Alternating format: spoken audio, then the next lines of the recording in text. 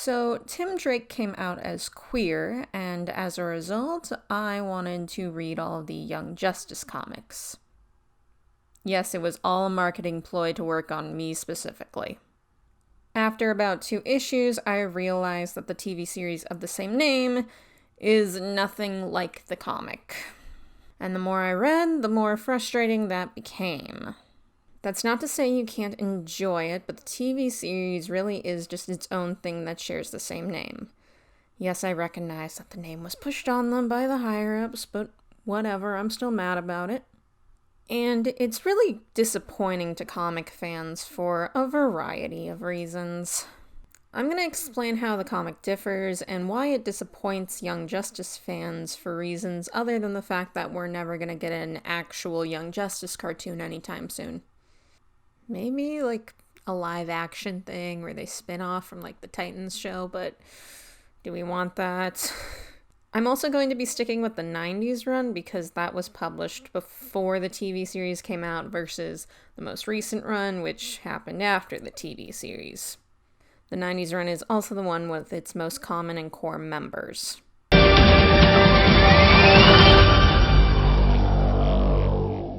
Both the show and the comic start out with 6 main characters.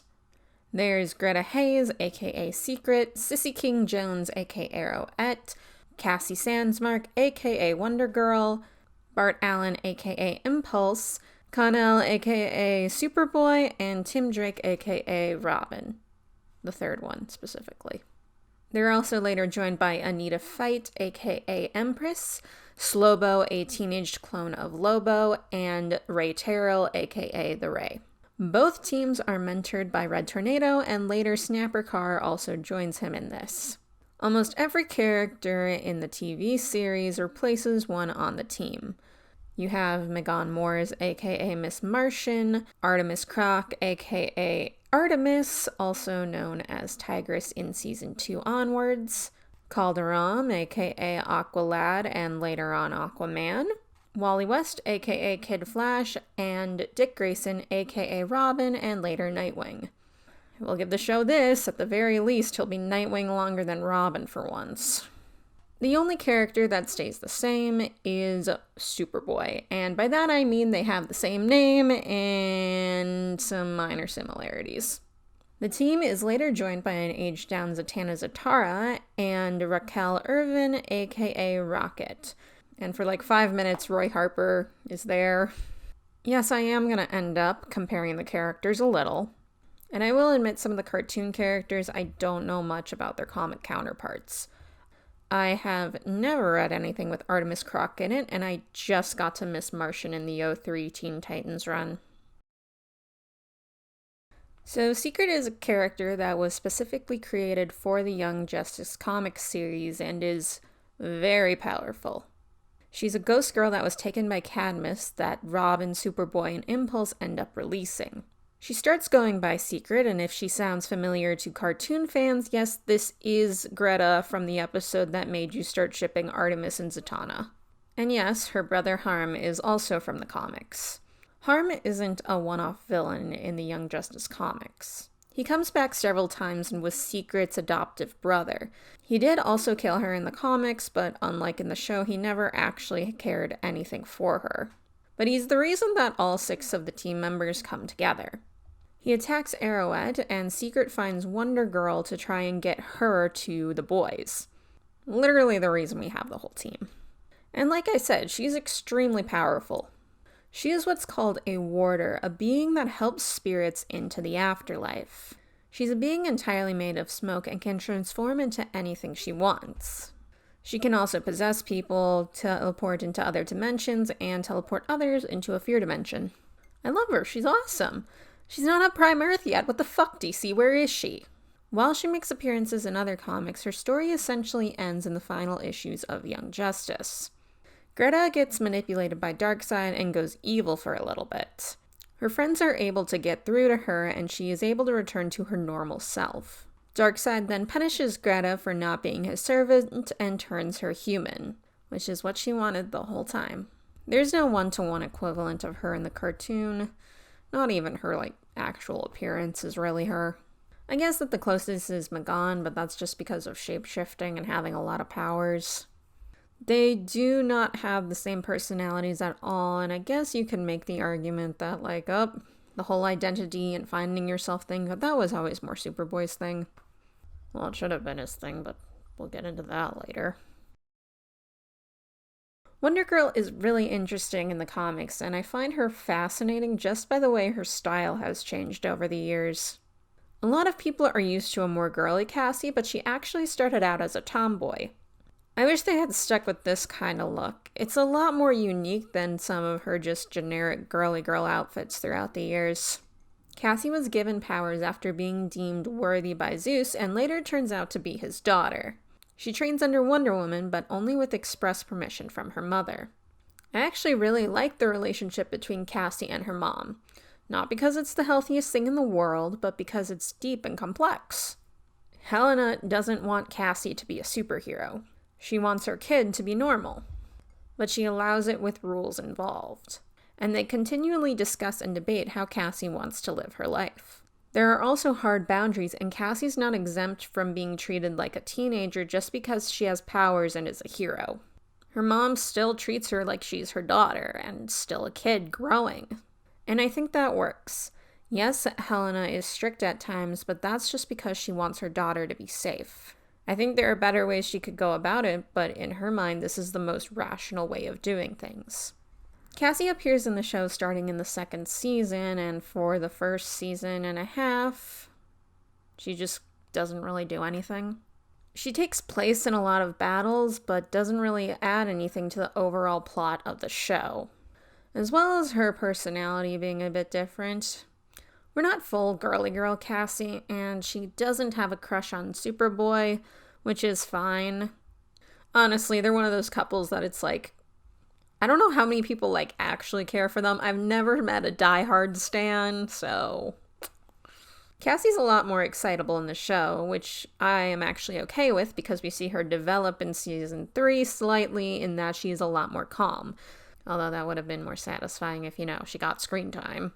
She also has an episode where the relationship with her mom comes up and, it's not entirely divorced from the comic character. She just very much happens not to be a main one. This is Wonder Family slander. If I were to compare her to one of the 6 from the cartoons, I guess it'd be Calder, but that's just because Cassie later becomes leader of Young Justice and is the one who has to, attempt to keep everyone in line. There's no brain cells in Young Justice. Sometimes it's held by Tim, most of the time it's Cassie, but there's no brain cells there. But yeah, that's pretty much all I got. Arrowette. Oh my god, I love her. Sissy has quickly become one of my favorite comic book characters and she owns my heart. She's now my Twitter profile picture. I love her. She's great. I literally cried as I wrote this part. Like, that's how much I love her. I have a problem. I might have a problem.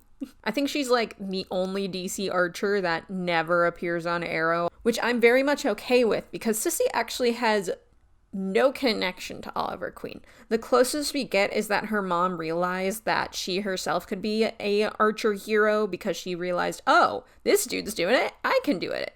But, she has no association with him whatsoever. Sissy does not give a fuck about Green Arrow. No thoughts in regard to that goatee. I don't have complaints for later. Sissy has one of the more unique backstories in terms of superheroes, specifically because it builds into a world that already has heroes in it. Those always end up being some of the strongest DC and Marvel characters. To explain Sissy, we need to talk about her mom, Bonnie King. Bonnie was raised by her mother to be a top Olympic athlete, which she eventually got in. But when she got bronze, she quit. She eventually took it up again when she saw Green Arrow and Speedy being superheroes on television. But she wasn't very good at it and was too much of an attention seeker. She meets her future husband, and after being told that she has carpal tunnel and would have to quit archery, she settles down, gets married, and has Sissy. Her husband dies when Sissy is 2 due to food poisoning, and she gets a major payout from the life insurance company. Bonnie sees this as an opportunity and trains Sissy to be a top hero and archer. They go on a mission together and are met by Impulse and Max Mercury. Max calls Child Protective Services and Sissy is taken away from Bonnie. Sissy is in therapy when she gets the idea to become a better superhero just to spite her mom, much to her therapist's disappointment. She spends about 16 issues as Arrowette when there is a shooting at her school and her therapist is killed. Sissy was extremely close with her therapist and tracks down the killer into the woods and corners him. She fires an arrow, but Superboy arrives in time to stop her. He gives back her arrow and gives her a choice. She tosses it aside. She goes to Cassie's and breaks down, unsure of what to do. She nearly killed someone. She sees herself as the villain. Cassie and Superboy try to get her to be a hero again, but she can't do it anymore. And she quits. But that's not where she ends. It would have been so easy for the writers to go bye and never see Sissy again, but they don't. They recognize that the Young Justice team is a group of friends who love each other, and they keep bringing her back. They even go to support her when she's in the Olympics. Cassie thinks of her when they need another person to help them save the world. She's still an integral part of Young Justice. Sissy does appear in the show.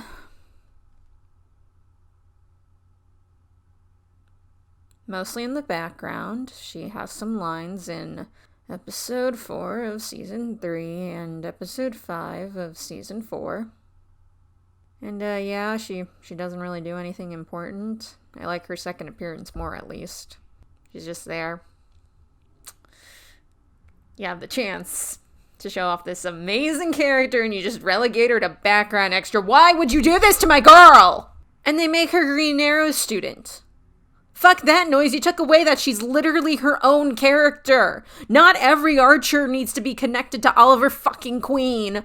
Took away the uniqueness of her origin where she was not trained by a superhero, but by her mother who was living vicariously through her. You just made her a sidekick.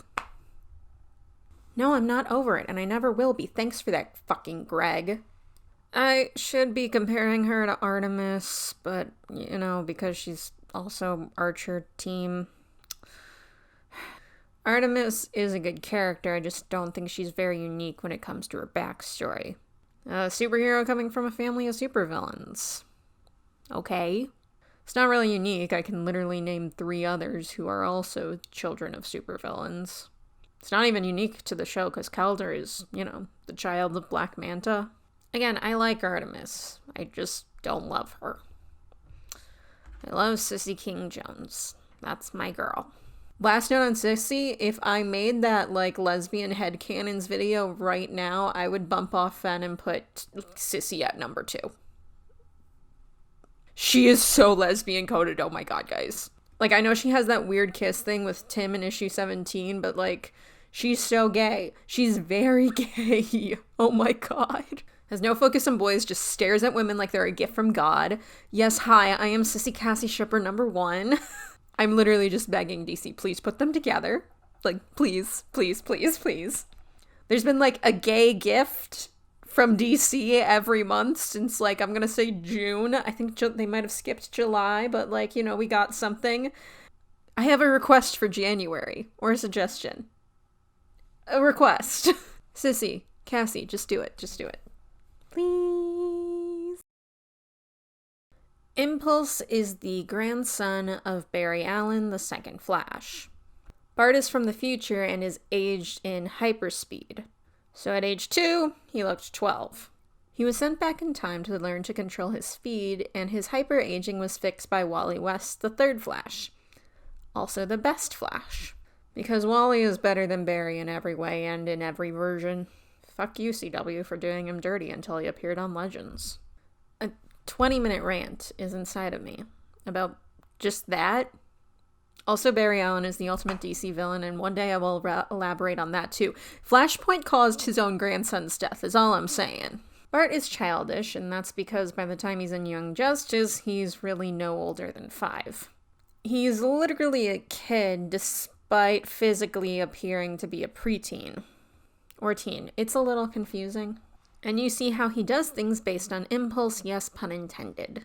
He's easily distracted by video games and tends to annoy the others from time to time. He is a child, and Young Justice shows that. I'm not going to pretend he's the most complex character, at the very least during the Young Justice run, but I still like him a lot. He's better than Barry Allen, like in every conceivable fucking way. Barry Allen, worst Flash. I said it, and I will die by that. Later on, he does start to get overwhelmed by his legacy of one day becoming the Flash, but, we're focused on the Young Justice comic. That happens more in the 03 Teen Titans run. One day, I will just sit down and talk about that, but I'd have to finish the last 50 issues first. It just gets bad, guys. It gets bad at a certain point. I blame issue 50 is really stopping me from continuing because, goddamn, that one was bad. What the fuck? Why did they do my boy Bart dirty like that in that issue? What the fuck? In the TV series, oh my god, he starts out so incredibly comic book accurate. He took one step out of the time travel pod and my brain literally went... Talented, brilliant, incredible, amazing, show-stopping, spectacular. Look at him go, that's a good boy. And then there were some changes. Like that Bart, instead of going back in time to fix his speed, he actually went back in time to stop the Reach from taking over. But as a result, they kind of dropped some of his personality. Not entirely, but I personally prefer hyped up on so much sugar I should be in a coma impulse. I know we're at the point where I should compare him to Wally, but I actually like Wally, so I'm not going to do that. Plus, personality-wise, Wally has more in common with... Oh, Connor.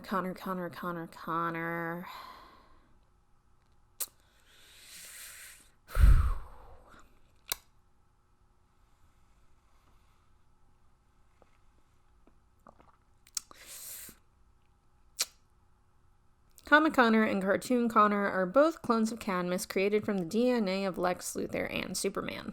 Yes, his origin makes every Smallville fan very, very happy. Both Connors have anger issues, but after that, it's kind of where the similarities stop. And I guess their outfit, but fuck that outfit. Superboy was created after Clark dies fighting Doomsday. It's okay, he got better. Death means nothing in comics unless it's the Injustice universe. A bunch of possible replacements were made during that time, including Superboy. Cadmus initially set out to control Superboy, but he was released before they had the chance. I could get into the whole multiple Superman thing, but do we have time for that? No. I've already gone on 3 side tangents during my Flashpoint. You basically get the idea if you watch Reign of Superman movie. Superman obviously comes back and gives Superboy the name Con-El. He later gets the name Connor Kent, which he uses as a civilian disguise. Connor is not perfect, and I love him for that. He's lazy, easily annoyed, but his heart is in the right place. The heart, though, puts him in the wrong situation sometimes. It can lead him to making some rash decisions that put the team in danger. He's brash and, like I said, has a lot of anger issues.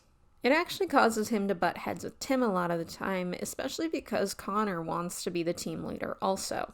He's also not the smartest member of the group, he's not a full-blown idiot, but he doesn't think things through a lot of the time. He's also a flirt. He likes attention specifically from girls and will make moves on all of them. Well, almost all of them. We'll get into that. He starts out having a thing for Sissy, who just does not give a fuck and can't seem to pay attention to the one person who actually likes him. It'll take several decades, but maybe he'll realize that Tim loves him. Maybe DC will realize it too. So one thing I'm really annoyed by in the cartoon is that Artemis has a crush on Connor. So does Magan. I don't know, both lady members of a team having a crush on the same guy has always bothered me. It was really refreshing when Sissy and Cassie weren't going after the same guy in the comics. Hell, Sissy barely goes after any guys. Ignore that. Just the instant crush that both ladies have on Connor. I hate it. If anything, it kind of contradicts the Connor of the comics. Yeah, girls liked him, but he never went for the ones who had genuine feelings for him. If anything, his constant flirting made girls not want to date him. Connor is only angry like his comic book counterpart. but as a result, they've taken away the fun of the character. All that's left is the anger, and I guess you could justify it in the way that he was brought onto Earth and woken up. But honestly, the comic is pretty similar, just instead of teen heroes, it's teen reporters. It could be that he starts out on covert missions and doesn't get the spotlight. Maybe that's their justification for taking away the fun parts of his character. I don't know, I don't like it either way. I feel like we should discuss Khan's outfit in this show, because I hate it. I get that this became his official outfit in like 2003, but you know, it doesn't mean it's good. It's just a Superman shirt with pants. I get that Khan's original outfit is very 90s, but it was also hella iconic. He really said Superman suit, leather jacket, and just became an LGBT punk icon. Minus the belt and gloves, I can 100% recreate that outfit from my closet. Guys, I'm going back into the closet. I can hide from my mom in here.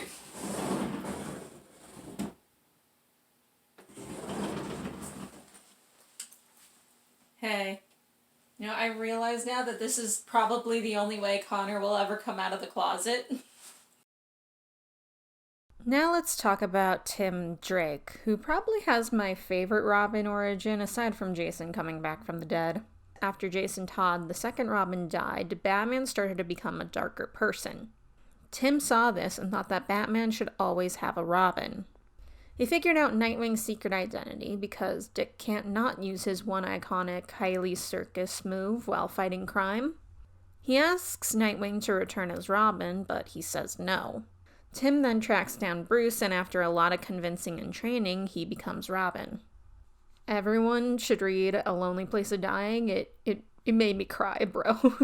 Fun fact, in Batman the Animated Series, Tim Drake is the second Robin in that, but they give him, like, Jason Todd's origin, not the one where he dies and becomes Red Hood, but, like, his Robin origin. That animated series was actually my first introduction to there being multiple Robins. Maybe I shouldn't begrudge people who don't know that there are 5. Tim eventually gets a name change to Red Robin, and no, I'm totally not salty about that. But that's not important right now. I'm in a DC server, and someone suggested Cardinal as Tim's new name instead of Red Robin, and I am now married to that. I love that. Tim is incredibly smart, and he's the Robin that is known as the detective. But he's also incredibly closed off and keeps secrets.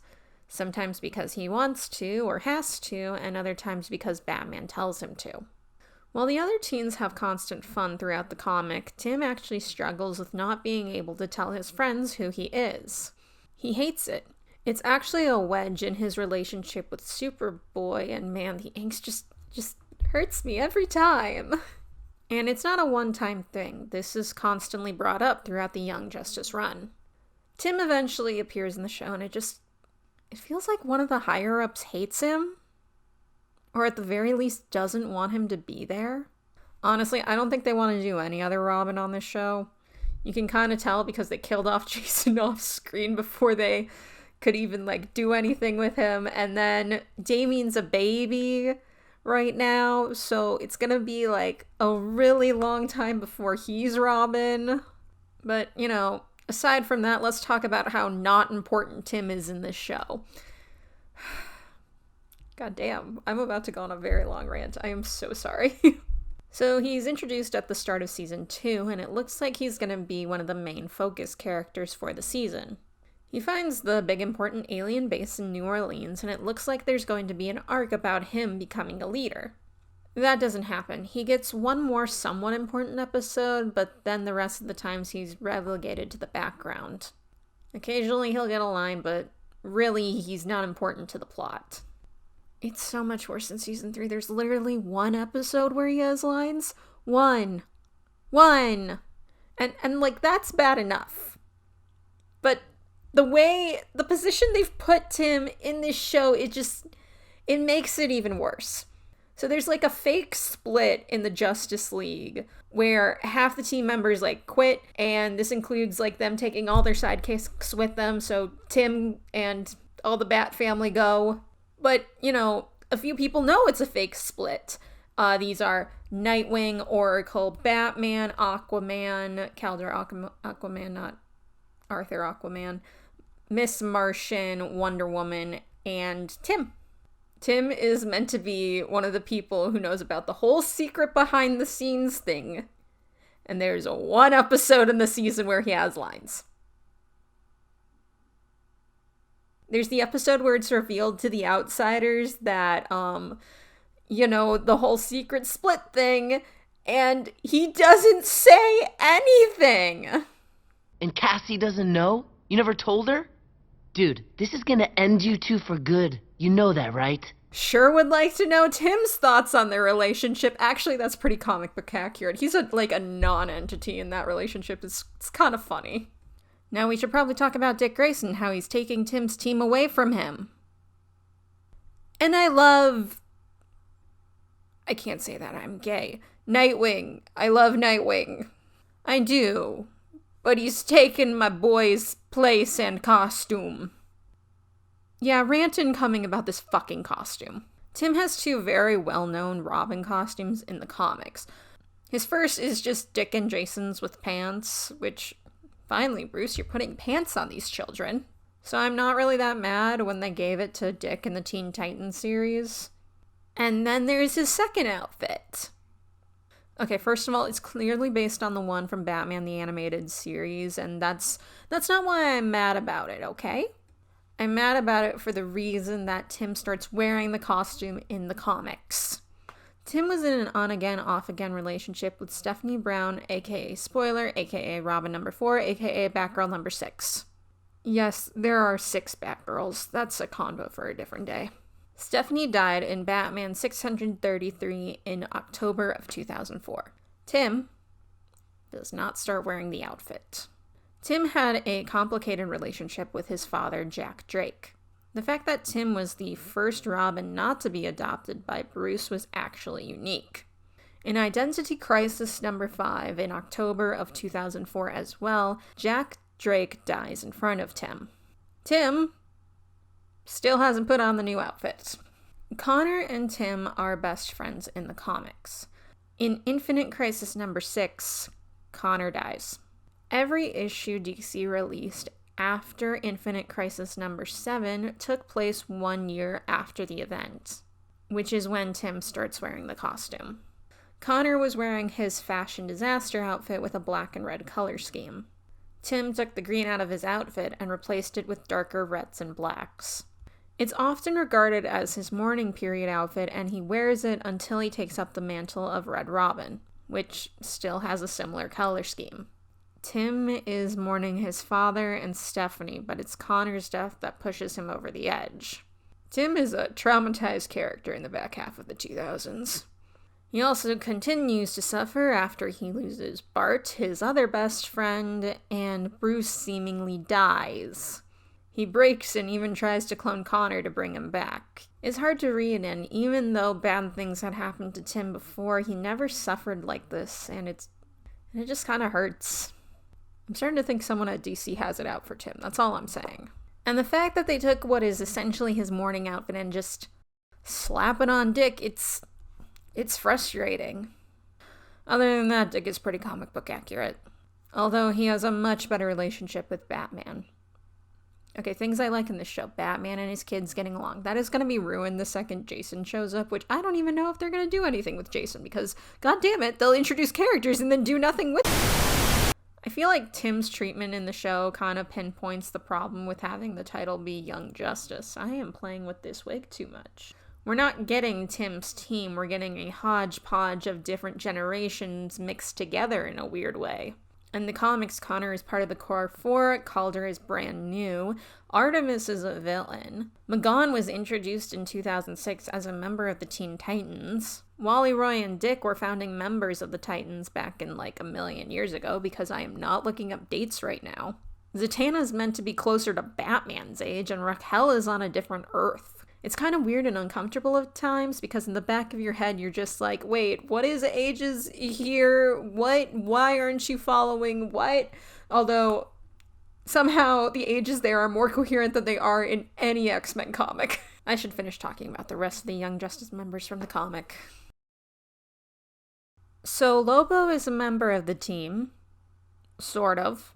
During the Sins of Youth event, everyone's ages get swapped, but eventually they all get turned back to normal, except for Lobo. I have problems with this event, but it does lead to a hilarious situation where Lobo is both on the team and not on the team, and he eventually joins them for a baseball game. And then he just never leaves. Until the World's at War event, where he dies. Lobo gets split into a million little pieces, and a bunch of clones grow out of him. They all fight to the death till one of them is the last one and will be the new Lobo, except for one. Said clone goes back with Young Justice to Earth and is given the nickname Slobo. Due to being a lesser clone, he starts dying and is eventually killed by Darkseid. But not really. He actually gets frozen out as a statue and gets transported to the future with Young Justice 1 million. Or something. I found that event really weird. Lobo appears twice in the cartoon, and he's just being a bounty hunter. A tiny clone Lobo does start to grow from his finger, but then he kills it. So bye, Slobo-based hope. And then there's Empress, who at first seems to come out of nowhere, but turns out to be Anita Fight, the daughter of an apes agent who the team had regularly come up against. Yes, her name is a pun. She is a practicer of Udon, otherwise known as Haitian Voodoo. I would like to say now that I have no idea if her character is actually accurate to the practice, and I don't know of any Young Justice fans who are also experts in voodoo who can tell me otherwise. I'm not an expert, I'm sorry. I'm just gonna do my best here. Her voodoo allows her to teleport, create shields, and have minor mind control. This is also tied into her having a part of the anti-life equation inside of her. Can't believe they fucking gave that to another character. She also has her own special sword and is a martial arts expert. Aside from hiding her superhero activities with her dad, she is also butting heads with Sissy, who I ship her with. Hi, one of the few brain cells I have is always dedicated to gay. Then in the last 10 issues, her dad is killed by her grandfather, who is also a voodoo practitioner. They track him down to the supervillain country of Zandia. Yes, there is a supervillain country in DC, I love it. Where he is killed by Bonnie King and eaten by Secret. I guess eaten is the wrong word. Maybe, I don't know. She takes him to the afterlife. They find out that he'd been experimenting with resurrection and reincarnation and had brought back Anita's parents, but as babies. Comics are so fucking weird, I love them. Anita then retires from her superhero duties to take care of them. She comes back for one more fight, but after that, she's never seen again and actually has a full complete arc. Why did Young Justice do 3 of those? How did that happen? What the fuck, comics? That never happens! I guess you could compare her to Zatanna in the show in that her relationship with her dad is the reason she's on the team. They both lose their parents in a way that deeply affects them. I ship them with the Archer on the team. And Zatanna is one of the few characters in the show that I fully enjoy. I was aware of her before the show, but I'm gonna admit this series did not help me at age 13 with what her age was. Because, again, very different in the comics. I am so sorry to every Batman/Zatanna shipper for your loss. And then there's the final member of the team, the Ray. He's probably the least important member of the team, and I swear they only included him because his book got canceled. Same reason Bart rejoined the team after he quit. He serves not really a lot of point on the team, but you know, he's there. And yes, Arrowverse fans, this is the Ray from the Crisis on Earth X event. He wasn't gay in the comics at this point because this run is pre-Prime Earth. Prime Earth was when he became gay. Became gay. Oh my fucking god, I sound like a straight person. Honestly, everyone jokes that the rest of Young Justice are all gonna come out as queer because you can't have... Because that's normally how it happens in real life. We kind of gravitate towards each other before anyone comes out of the closet. But Ray did it first. Like, granted, it was a decade before another member of Young Justice came out. Oh my fucking god, I am going to die before Sissy and Cassie get together.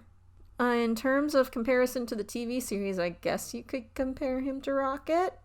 she's considered a part of the original team, but people just kind of forget that she's there. I think the writers forget that she's there most of the time. Rocket deserves better. A Red Tornado has a much better arc in the comics because he actually sees his daughter as an important part of his life. Snapper Car becomes their mentor at another point I say about halfway through. I don't remember the exact issue, and I think they don't integrate him very well in the TV series.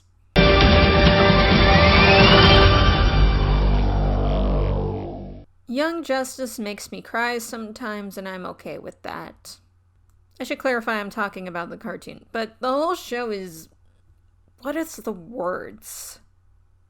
Darknessborn? It just feels like the characters are never allowed to have fun, or go do anything fun. It doesn't help that the dual life stuff is only explored with their backstories.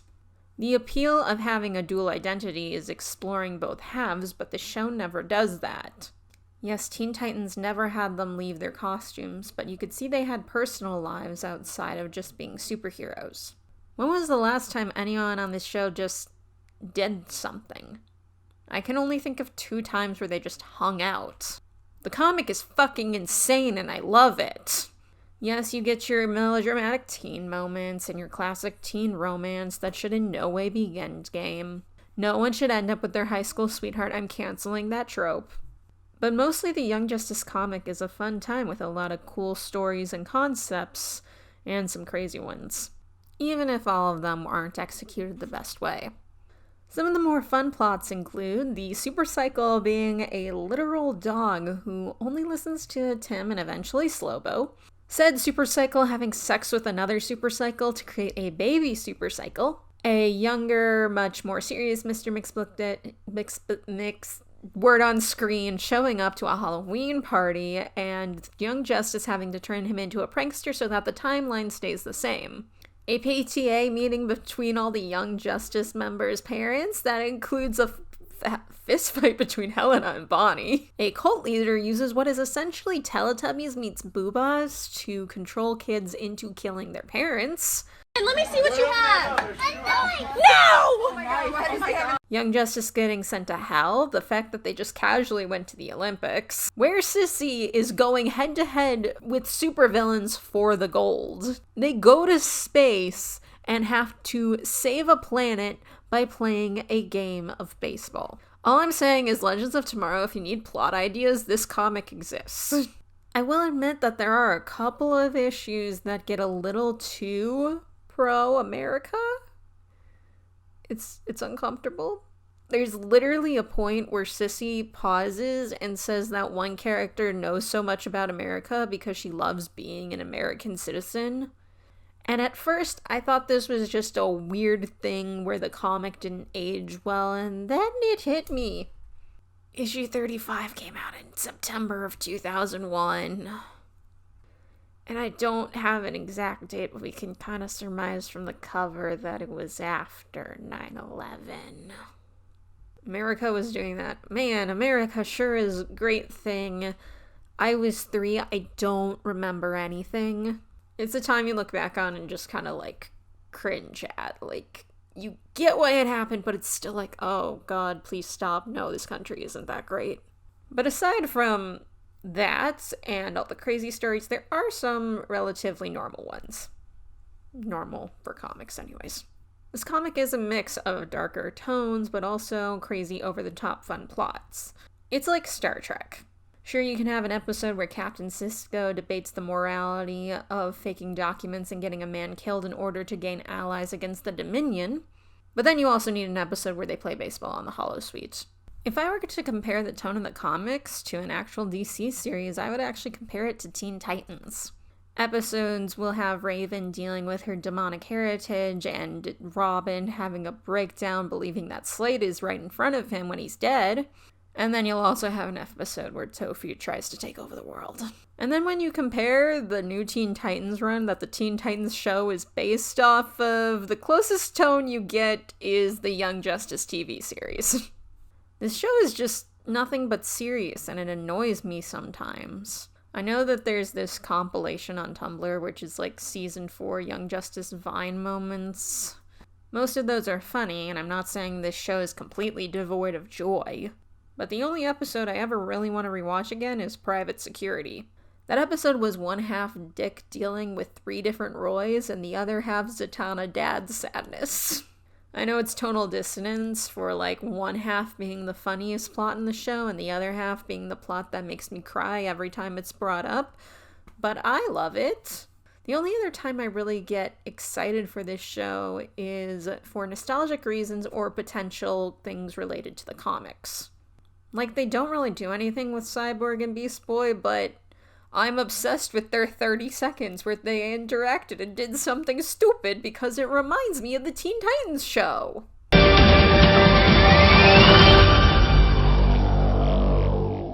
Some would say that Young Justice is similar to Teen Titans in that it's about sidekicks. But of all the Young Justice members, only Robin is actually a sidekick. I'm not going to get into the semantics of like sidekicks versus mentoring because Robin, that's the pure sidekick right there. A majority of them aren't. Arrowhead is her own hero, Secret is a supernatural being meant to bring people into the afterlife who is just trying to unravel her own mysteries. Slobo is a Lobo clone, and Empress is the daughter of an apes agent who practices voodoo. The comic emphasizes how much Young Justice is trying not to be in the Justice League's shadow. When Young Justice is first formed, the Justice League allows them to use Mount Justice as their new hideout. The Justice League then intervenes when they feel that the kids are getting too out of hand, and Sissy calls them out like the badass that she is. Red Tornado agrees to keep an eye on them, and there's essentially PTA meetings, and it's really funny. They end up having to abandon Mount Justice when it gets destroyed and have to find a new HQ. They end up at an abandoned resort, and when Mount Justice is restored, they don't go back to it. Snapper Carr points out that being at Mount Justice was part of being under the Justice League's shadow, and they're all trying to find ways to get out from under it. Ergo, they want to stay at the resort. This whole comic is really about them just trying to find their place in the world on their own. In case anyone didn't know, the Young Justice book was actually canceled, but so was the Titans book, so that way they could relaunch Teen Titans run to coincide with the Teen Titans TV series. How mad you are about that is dependent on where you are in the Teen Titans comic. The TV series is literally just the Justice League telling the team what to do. They hang over their shoulders the whole time, and they can't even breathe without the Justice League knowing about it. And they don't always paint the Justice League as the best mentors. It's more like they talk down to them, and then Batman at the end of the season gives a speech about what great heroes they are. But why do I care? Because there's like one moment where Batman is shown to be a human in the show, maybe 2, and oh my god, will they just let him be a good dad in the main But when the Justice League is meant to be mentoring these kids one-on-one, they don't do much mentoring.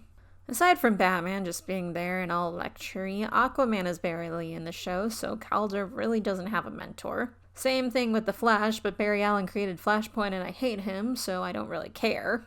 I also don't care what Doomsday Clock says, it was Barry Allen. Jean is at least affectionate with his niece, but doesn't do much mentoring, and he really should. Girl needs help. Green Arrow's a bad mentor in the CW show, but he's okay here. He might actually be the best one. He actually seems to make an effort with Roy even after he quits being his partner, as well as being seen taking down villains with Artemis. So there's that at least. Inside me is a rant. He shouldn't be Sissy's mentor. Oh my god, I will never be not mad about this. Stop it, Greg, stop it. Superman doesn't accept Khan as his son, and it's really annoying in every continuity. Stop it. Just let him be his dad, please.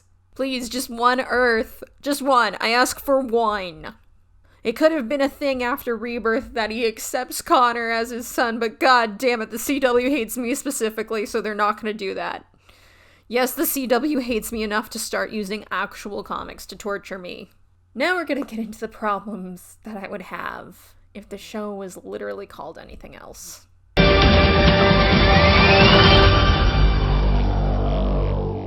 So let's start with the things I actually like in this show. I like the actual idea of it, like the secret agent team thing. Oh, I'm so sorry, Mike. That is a good concept. The concept is good. I like whenever Wonder Woman's on screen. I wonder why. I wonder if there's any secret Wonder Woman merch in this room. I do like some of their takes on the characters, and I like that they found ways to adapt characters that had never been adapted before. As well as the fact that they found a way to adapt some of the Super Friends, that was good. Well, some of the execution, but, you know. I like that Greg Sipes is Beast Boy again, although the whiplash, the whiplash on that. It's crazy. If you go from season 2 right to season 3, it's like, what happened? What happened? Impulse is perfect in the show, but we already went over that. I like Dick and Barbara in this show. Oh my god, like, they're so cute. Like, I've been shipping them since I was 6. I'm not budging, no matter how much anyone tells me I should. They were my first ship. I'm not leaving. I shipped them in a bi weight though. They're both bi. And I was originally going to talk about, like, Private Security, you know, the episode that I said, like, is my favorite in the show. But it just leads me talking about something that I unironically think was a good change from the source material. This is something I actively like, which is the cloning Roy Harper situation. That is a storyline, despite the whole, like, mole thing that I didn't really enjoy. This I like. So not to go back to comics, but there's essentially 2 Roy Harpers in the comics. Not in terms of, like, you know, clones like there are in the show, but in terms of characterization. There's Dad Roy Harper, who loves and cares for his daughter more than anything, and then there's Arsenal Roy, the one who loses his daughter and his arm and just becomes very angsty. I feel like Roy got really screwed over in Arrow. Anyone else think that? What? No. Back to the thing. This is what I'm complaining about right now. They kind of, like, I don't know if they're smushing them together on Prime Earth. It's very weird. Roy's characterization is all over the place, but I think the more angsty, like, Arsenal Roy is kind of the one that they've been using for, like, post-New 52. He's the one who gets to have a friendship with Jason Todd. So with cloning Roy, you can have both versions of the character existing without sacrificing the other, or Leanne Harper. Because if Leanne dies in this show, god damn it, DC, I will put a hole through someone's wall. I refuse to watch media that has children die. I almost quit 911 when I thought they made a kid die. Like, it was a whole thing. Final 2 things. I like that Josh Keaton is gonna be, Jason in this show. I think that's really good casting. And then,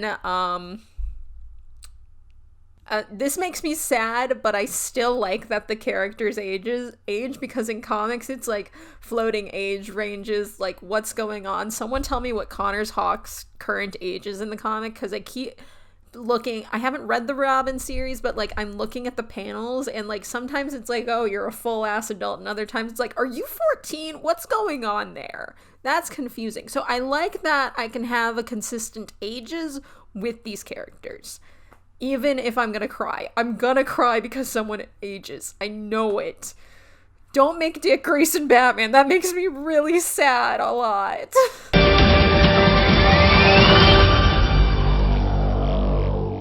Alright, let's talk season 1. I feel like I got all my compliments out of the way, but I'm sorry in advance if I start praising this show for anything. Like I said, the concept for this show I actually enjoy, but it's already squandered by the world they set up. The idea is that the sidekicks are going to be on a covert team, but the sidekicks are already prominent heroes in this DC world. While not major heroes, they're easily recognized by reporters when they make their way to the Hall of Justice in the first episode. Aside from all the confusion, they all get name-dropped. They're meant to be covert, but they've already got a presence and can easily be recognized as Justice League member sidekicks. While none of their missions make the news, anyone could spill to the press that the Justice League is sending their sidekicks to do some more covert work. Why the Light just never fucking does that? Like, I hate the fucking... The overall issue with this season is that everyone is keeping secrets, and when those secrets comes to light is a ticking clock. And once you know the answers, it's harder to get invested in the overarching mystery. That's not to say it's impossible to enjoy mysteries when you already know the answer, but part of the appeal of rewatching one is seeing all the little pieces you didn't pick up beforehand. The reason the Roy Harper mole reveal doesn't feel very engaging is because it comes right out of left field. His mistrust of Artemis is unwarranted, but is understandable, so there's really nothing to pick up on rewatch. It doesn't help that so many of the characters' internal mysteries are brought in way too late. Artemis's backstory does have room to breathe, but Magon and Connor's are brought in way too close to the end. Connor's secret is his origin, that he's not just a clone of Superman, but also a clone of Lex Luthor. This is revealed to him in episode 22 and is revealed to the team in episode 25. Not to go back to the comics, but I think the reveal was done better there. Not just by drawing it out longer, but by also having Tim beside him when he figures this out. Meaning he has someone to discuss this with as he has his internal struggles. Doesn't help that Connor didn't know this for most of the show. And it's not really a secret for him or a big problem, because apparently by season 2 he's got everything about that part of his life figured out. Like, come on, he had so many comics. Magon's secret is that she is a white Martian, which is revealed in episode 21, and like Connor's is revealed in episode 25 to the team. While I'm not a fan of super long drawn out secrets, these secrets don't have any weight, and the audience doesn't have time to sit with them. Meaning we are just stuck with these secrets that are revealed twice in a row and don't really have any impact. In the grand scheme of things, none of these matter to the overall plot. And moving on from secrets, we get to a part where I am going to be seen as very controversial. Controversial. I'm not retaking that. I am not going to get that sentence again. Because a large chunk of the Young Justice fanbase sees the original team as a found family. I am not one of those people. While I do agree that certain members of the team are friends, they aren't the close-knit group I think many of us want them to be. It's like MCU Avengers. Or, really, any version of the Avengers. While many people want these teams to be found family, they're really just a group of co-workers, and their found family status is given to them by the fanbase. I swear, they never talk one-on-one with Calder. Zatanna only gets to be close with Dick and Artemis. Magon's relationship with Connor is pretty much the only one there, and oh my god, that sister line is so forced, it's not even funny. She also gets hit on by Wally, but that doesn't really mean they're friends. Artemis is sorta close with Dick, but, you know, at least she and Wally have a decent couple progression, whatever. Development, that's the word. I'm not redoing it. They kind of force that there's a trio between Dick, Wally, and Calder, but really it comes off as Calder being a third wheel for two other best friends, and I feel so bad for him.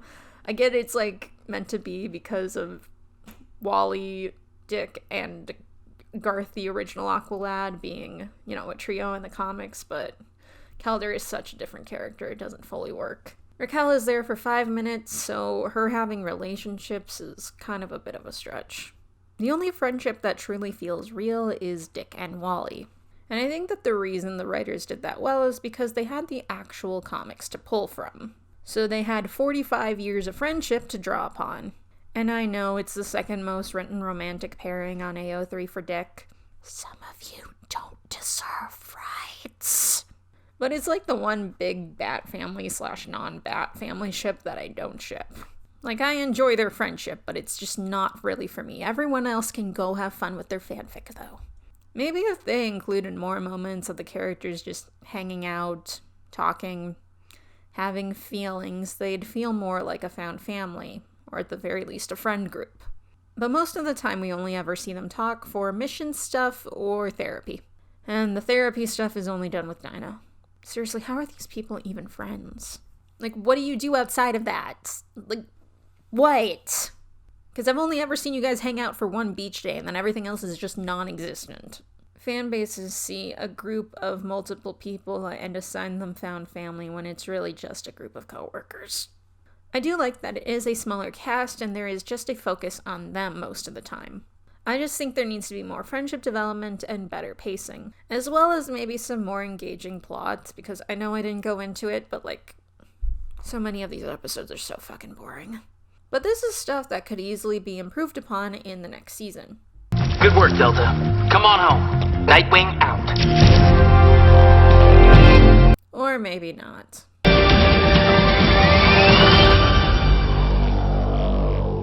So, Time Jump is a mixed bag.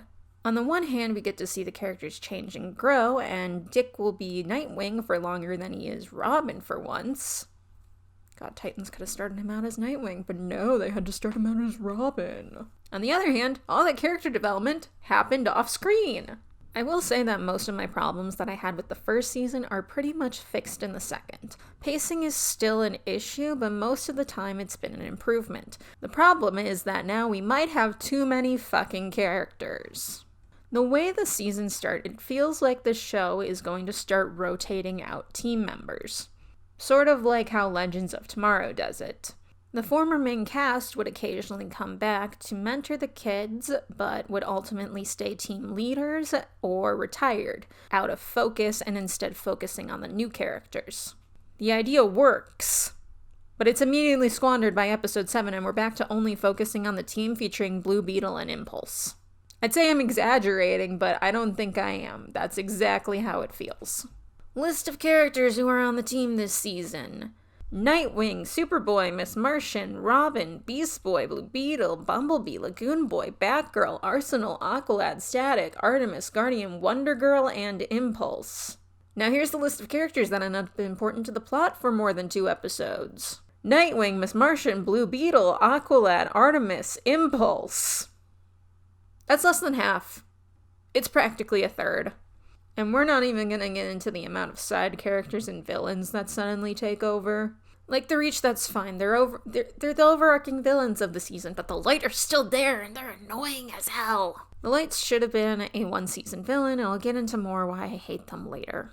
I feel like aside from the massive main characters that serve no point, the other problem is the plot. Not the overall plot of the Reach trying to take over the world, but the Artemis is secretly alive plot. And how stupid telling no one what's going on was. I get not telling the newer members, but you really left out Miss Martian and Superboy for no reason. It leads to McGon lobotomizing Calder. Also, we're just supposed to believe those two go back to normal after that? Seriously, what the fuck? Someone think of a normal reaction for once. And now I'm gonna get on my Tim Drake soapbox and explain how they're doing this character dirty with this plot. I know people don't like to boil Tim's character down to the smart one or he's the smartest Robin, but he's legit the smartest Robin. No one give me that Damian has all this education bullshit. I mean, like, he's the one who can actually apply his knowledge and, analyze shit because he was the one who figured out Bruce Wayne was Batman. He was also the only person on the fucking planet who realized that Bruce was alive after he was sent into the past and everyone assumed he was dead. He literally had to deal with people telling him he was crazy, but he was right. Comic Tim Drake would have figured out Artemis was alive. Miscommunication as a plot point should be canceled for all future things because it's stupid and no one likes it. So, plot over, let's talk about how they actually fixed the relationship problem, but only for 2 characters. It's like they can now have only one good friendship that lasts more than 5 minutes per season. Bart and Jaime's friendship is so delightful, and I ship it.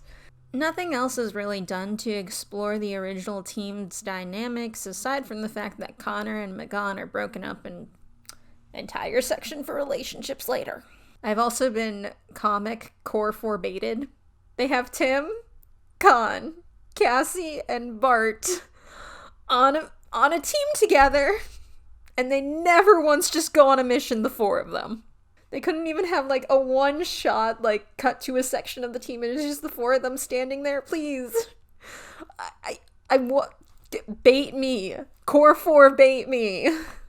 Actually, I just want to rant about Tim and Connor so much, because, goddammit, one of the most iconic comic book friendships, and the 2 only ever acknowledge each other twice in this whole show. Do you have any idea how much I want to yell? There's gonna be a Super Sons movie, and that comic came out in 2017.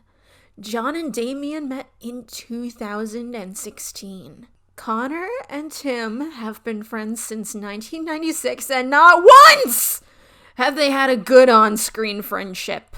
Do you know how frustrating that is? Do you know what it's like for Titans to be your one hope to see one of the best comic book friendships on screen is because I fucking...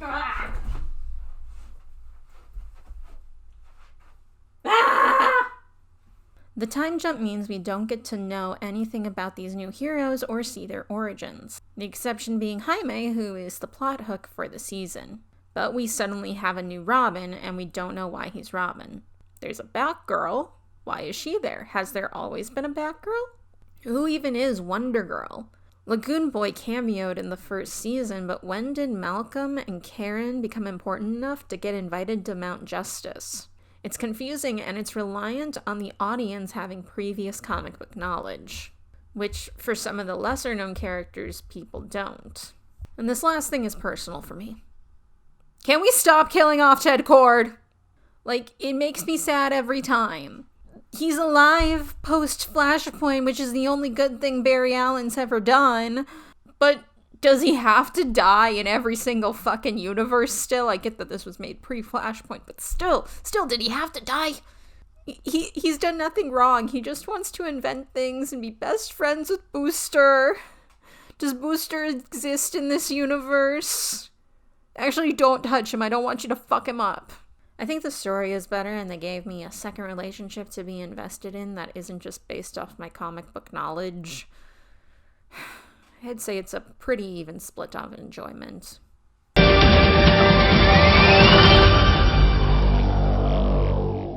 Man, there sure were a lot of interesting characters introduced last season.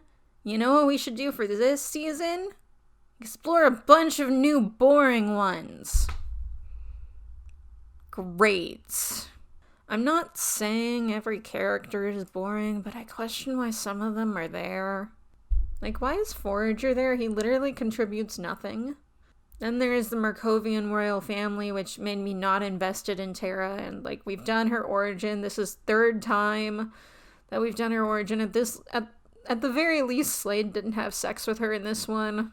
I know I said I wanted origins for the characters introduced last season, but retelling Tara's origin and Cyborg's origin, by the way, which they did this season, is basically the equivalent of telling how Batman's parents died over and over again. Like, we all know this. We don't need to see it.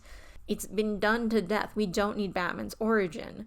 We don't need Cyborg's origin because we just saw it in Justice League and a whole other Justice League animated movie. We don't need Tara's origin because the Teen Titans movie and the Teen Titans 03 series did it. It has been ingrained in our brains what it is. Any character involved in the Markovian plot, I was instantly uninterested in. Halo was probably the one I was the most interested in, but there were problems. And then what they did with Harper Row, just... Girl. Hey, you know what? She's an orphan now. I'm surprised Bruce didn't arrive and just, with a set of adoption papers, like, hey, do you want to be my new Robin? So again, Markovian plot and secret, we're actually all working together plot. I'm checked out. I'm gone. I'm not here during that time. But when Garfield was like, hey, outsider stuff, I was like, yo, I'm here for this. Seeing the teen superheroes actually get to be teen superheroes. I enjoyed what was going on with Beast Boy this season, and I loved the 30 seconds where he and Cyborg got to be stupid. There's another time jump, but it's only 2 years, and the characters did change. As a result, some of them get jobs that don't make any sense. Like, Connors is fine, but what the fuck is up with McGawan? Seriously, why is she a guidance counselor? She never expressed interest in this before. She's never even tried helping people work out their problem in her everyday life. We've never seen her do anything similar to this. But seriously, where did McGawan's career come from? Did they just want us to stay in Happy Harbor? I feel like that's it. They just wanted us to stay in Happy Harbor and needed an excuse. We can leave this fucking town, guys. The mountains exploded. Go get a new base. Writers, let high school go. You're fine. You can leave. I also think that maybe too much happened off screen. In theory, I love that Calder is Aquaman, but literally 2 years ago, you were faking being evil and everyone believed it. That was happening. How did we get from here to Aquaman? At least Dick's storyline was in character off screen. Like, I don't know what he was doing, but, you know, he seems to be in a place where he would be 2 years later. I don't know when Artemis retired, but, you know, that's fine. And then there's the whole Beast Boy being an actor, which I think came kind of out of left field. I know it happens in the comics, but I feel like in that 2-year time jump, like, there was just not enough time for all the consequences and stuff that was going on for him to happen that was happening off screen.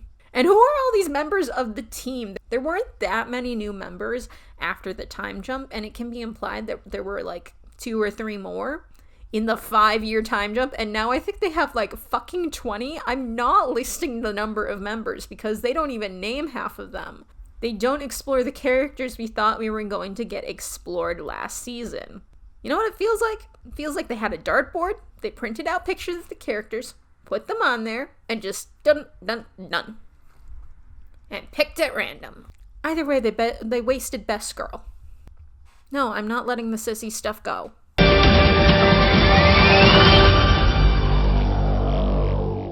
Yes, I criticize romance in every single show I watch. What channel have you been watching?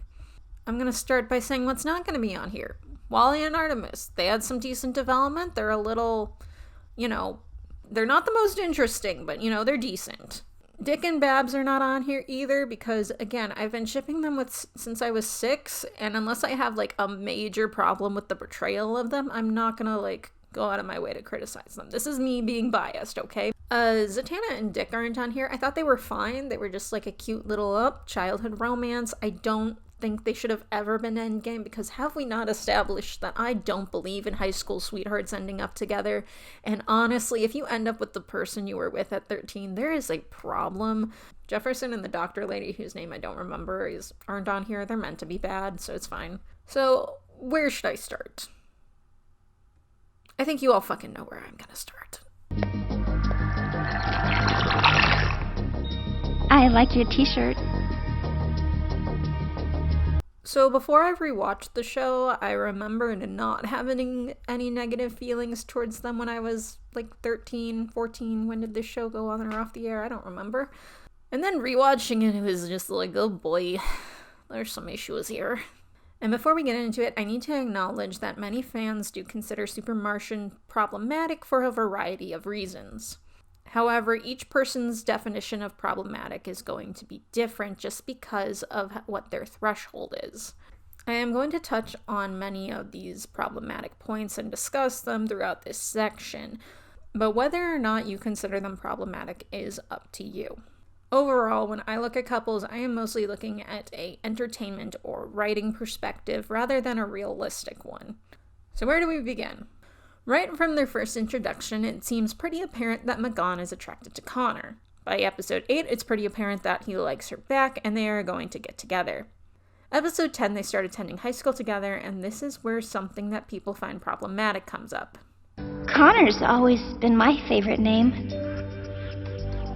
Connor being named by McGon was a big red flag for a lot of people.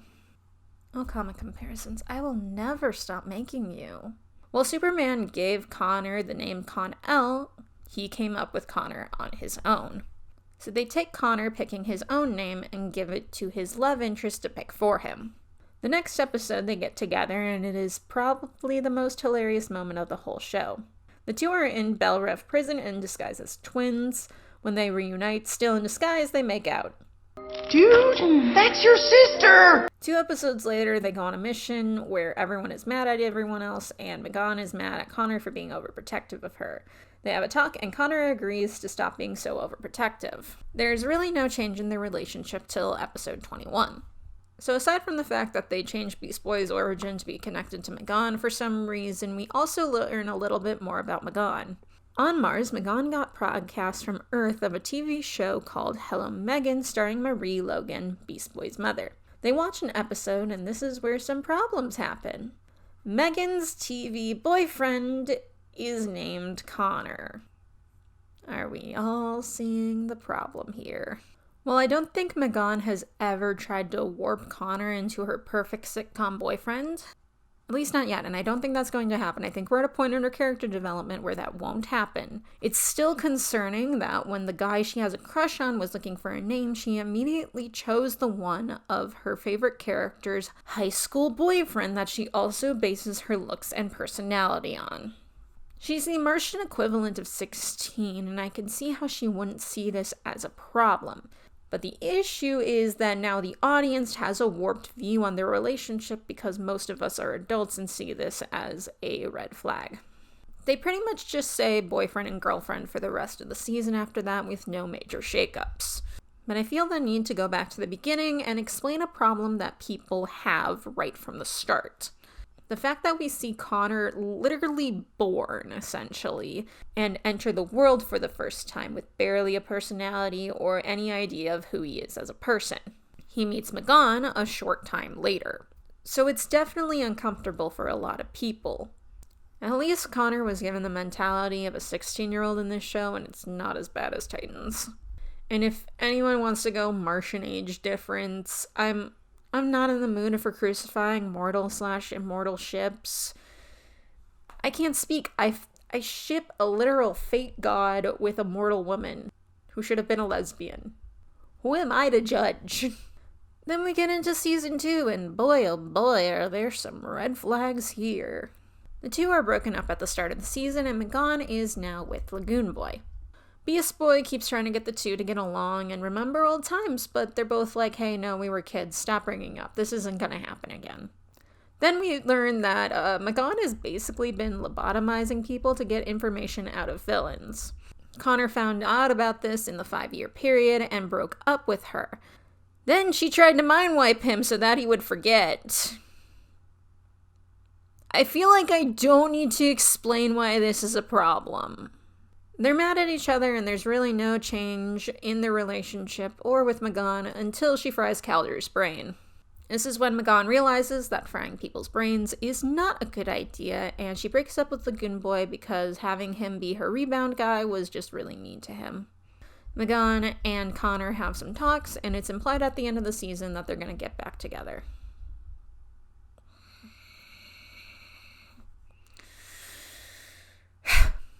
I would have preferred if they stayed broken up. Aside from the,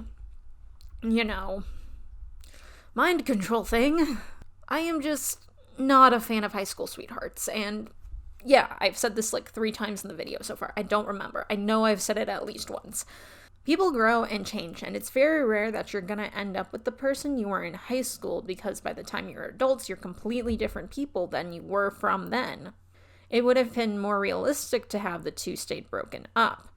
It would also be a good idea to show that some people are better off as friends, and having the two remain amicable after fixing their issues would have been an overall positive thing.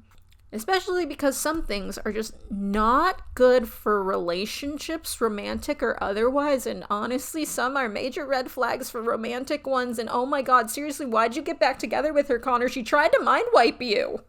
Then we get into season 3, where we start with Connor proposing to Megan. Then most of the rest of the season is spent not on the relationship, aside from when Megan was annoyed that they didn't get enough alone time. They then continue to be in the background till the whole secretly connected plot is revealed, and Connor gets mad about it. He then brings up the mind control stuff, which he is still not over. It almost looks like they're going to break up, but Connor's like, no, I still love you, I'm not going to break up with you. And I hate it.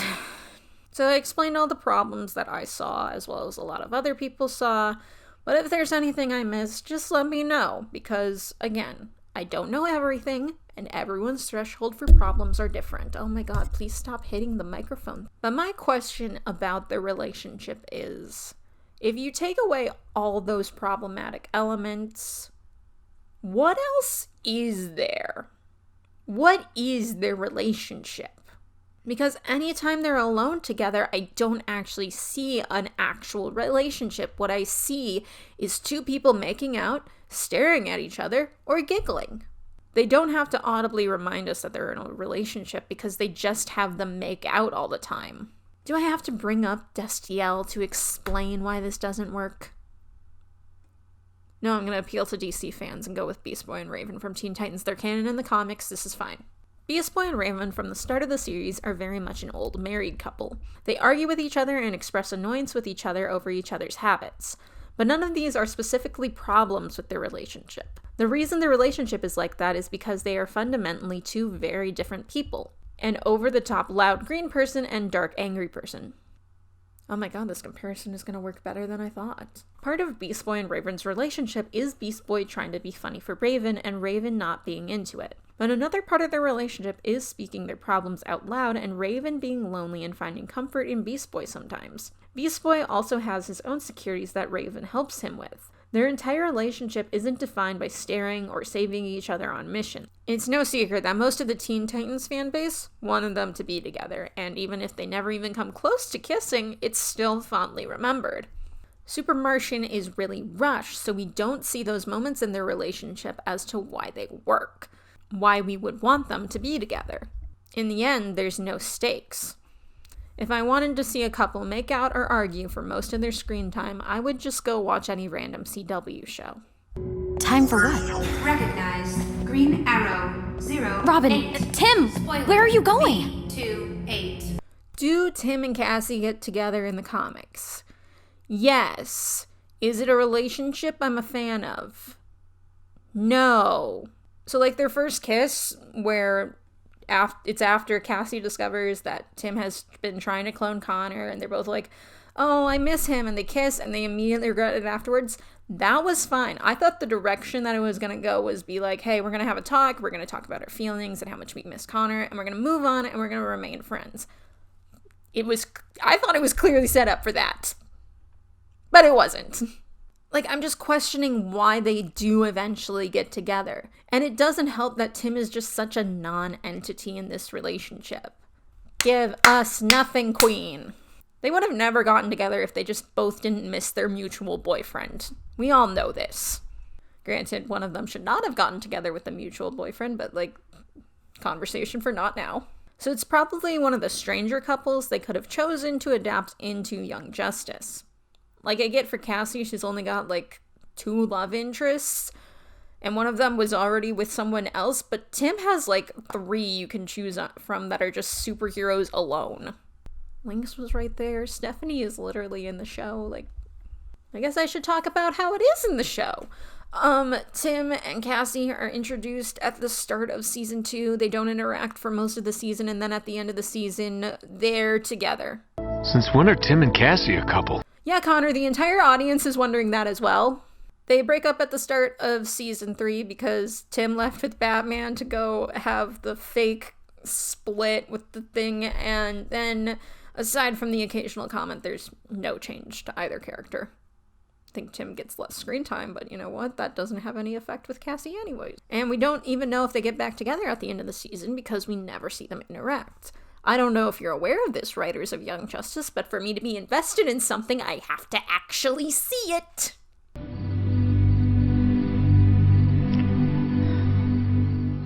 These two are just Super Martian with the personalities swapped. Someone who has no memories and a barely formed personality, and a almost full-grown person who gives them their name. It didn't work the first time, Greg. I mean, it's slightly less red flags here, the name thing, just because, like, Violet picks it herself. She was like, hey, Geo Boy gave it to me. He said the name, I picking that. And it's like, okay, whatever. Still a red flag. I feel like me harping on, like, the name thing is gonna make someone comment up. You're problematic, I guess, to yourself, because Poe gave Finn his name, and I'm gonna have to justify my one actual Star Wars ship I'm invested in, because everything else is just non-existent in my eyes, and I'm just gonna have to. But you know what? I feel like I don't need to justify that, because he already had a name. He just gave him a nickname, and oh my god, Riley, stop it. Focus on Young Justice for once. So the two of them interact like twice before they're making out in the apple trees. There's no problems. They act like boyfriend-girlfriend, until Violet starts getting flashbacks of Gabrielle being the cause of insurgents coming in and killing Brionne's parents, and then she tells him, and there's some issues there. They don't speak a little bit, and then they get back together when Brionne who rescues her? I don't remember. Someone rescues Halo from Granny Goodness, and anyways, What happened? Yeah, they get back together, and then dumb bullshit, Brienne kills a dude, and Harper's like, nope, fuck that. I said Harper, fuck. That's her last name. Violet Harper. It's fine. I'm so not invested in this relationship that I don't even want to talk about it. I feel like they were only in a relationship to fill dead air. That's what it feels like. Should I have put Tim and Cassie in this section? Yes. But, counterpoint, I also wanted to complain about their comic book relationship, so here we are. Every other couple in the show is like dartboard pictures. It's true for every couple, including the ones you like. Starting with Perdita and Beast Boy. Yeah, I don't care if they met at Wally's funeral, this still comes right the fuck out of nowhere because Beast Boy was like, what, 12 when that happened? Or was he 13? I don't know. Even in the show where they have set ages, I don't know their age. I can look it up on the wiki. I'm not going to. I'm lazy. There's Tracy 13 and Jaime, and I guess pre-Flashpoint they had like a sort of flirty thing going on in the comics. The issue is that in a post-Flashpoint world, Tracy is a lesbian in the comics now. So, that's a problem. Lagoon and Megan were random, but surprisingly liked them better than her and Connor. Rocket is now married and she has a kid, and what the fuck is going on there? Who is your husband? Conclusion. Young Justice is bad at romance like 90% of the time, and only one couple got decent development. At the very least, it's reflective of comics.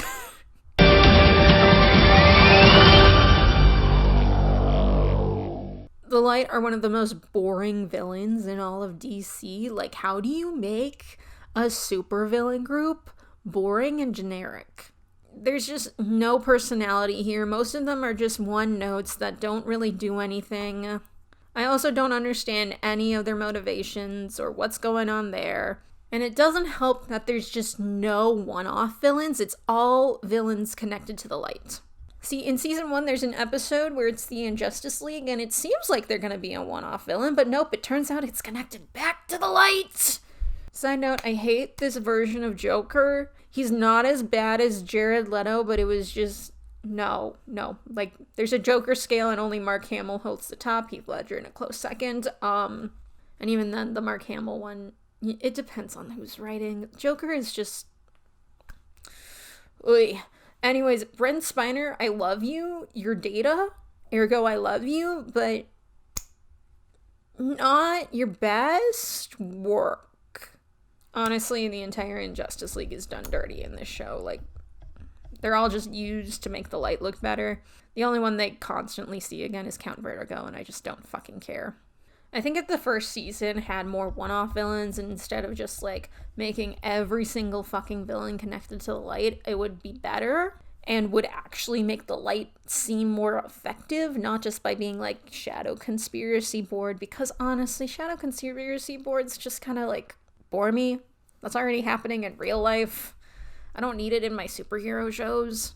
And if they had shown the Light as individual threats, I think that also would have worked better, but they rarely did. They kind of did it in the first season, but as the show goes on, I still don't understand why I'm supposed to be scared of these individual members that just sit around and do nothing.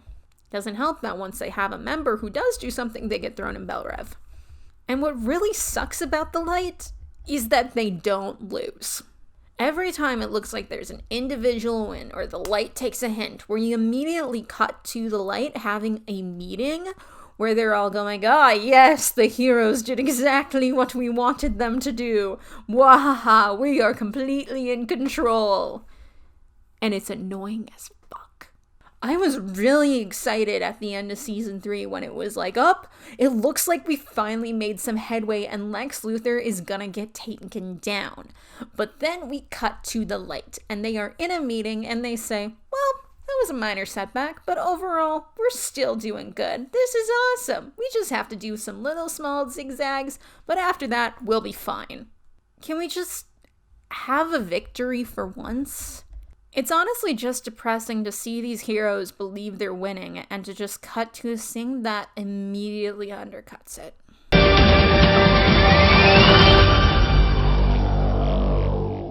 Oakworm did a video on LGBT representation in Young Justice, and I'm going to do my best not to take influence from that because I watched the video in the middle of my Young Justice watch, so it's kind of in the back of my head. So this is essentially just an abbreviated version of that. I would suggest you go watch their video for a more put together version of this.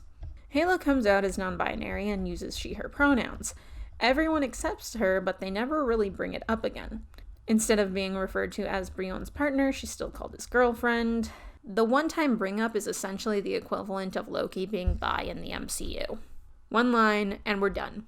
I will say, as an agender person who does use she/her pronouns, it is very nice to see some representation of that. It's nice to see a G&Z character who uses she/her or he/him exclusively. We are out there, we exist. But I think it would have been a good step to actually have them use multiple pronouns. Instead of having her use she/her, have her use she and they, or, just have another non-binary character who uses different pronouns. Calder is the best representation in the show by virtue of two things. One, he is a fully rounded character because he's had to have 3 seasons of development. And 2, because his boyfriend hasn't died yet. The bar is on the floor. We don't really know his boyfriend, so, can't really judge there. So far, they seem cute. See, it's not surprising that Bart is gay. I know some people are gonna be like, why is he gay in the show? And it's like, bitch, have you read the comics? That thing is queer-coded as fuck. He was a member of Young Justice. Of course he's gonna be gay. In season 3, Bart and Eduardo kind of end up mirroring all the couples that they're hanging out with. Then there's this moment. If you slow it down, it's a cheek nuzzle, but nevertheless. And there's 2 things that kind of confirm that they're canon. For one, there was an interview with Greg Wiseman discussing the ships of Blue, Pulse, and Bird Flash. In that interview, he mentions that one of the 4 characters involved in those relationships is gay. And to another interview where he stated that Eduardo was gay and dating a member of the team. I think we can draw our own conclusions from there, especially because Ed isn't close with anyone else. So Batwoman appears on screen for 5 seconds, but on the DC Wiki it still lists her as gay. Great multiverse consistency. Icicle Jr. in the post-Flashpoint timeline, he's gay. He's had 3 appearances in the comics. I don't think they're gonna notice that one. Also, he was introduced pre-Flashpoint and when the show was going on, so. Now let's acknowledge why I am literally here and talk about Tim Drake. My boy who is experiencing homophobia by having no screen time.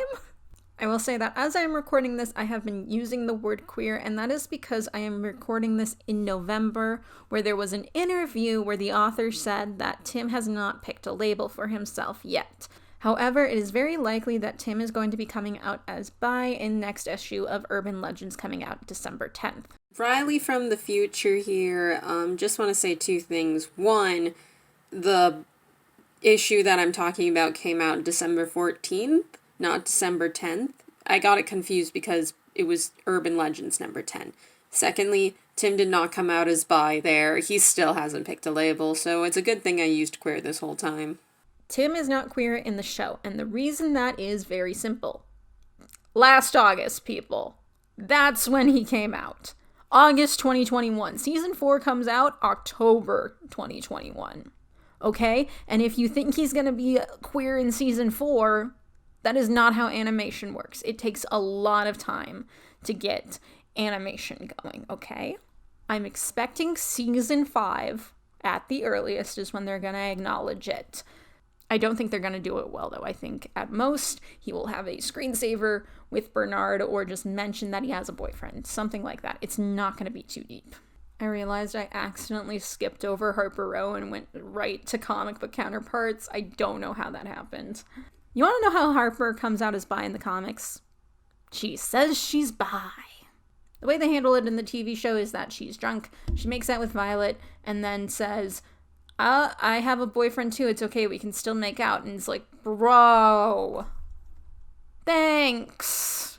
I hate it. Could the representation in this show be worse? Yes. Could it also be better? Yes. Considering that Calder is the best we got, the bar is on the floor, we could do so much better, guys.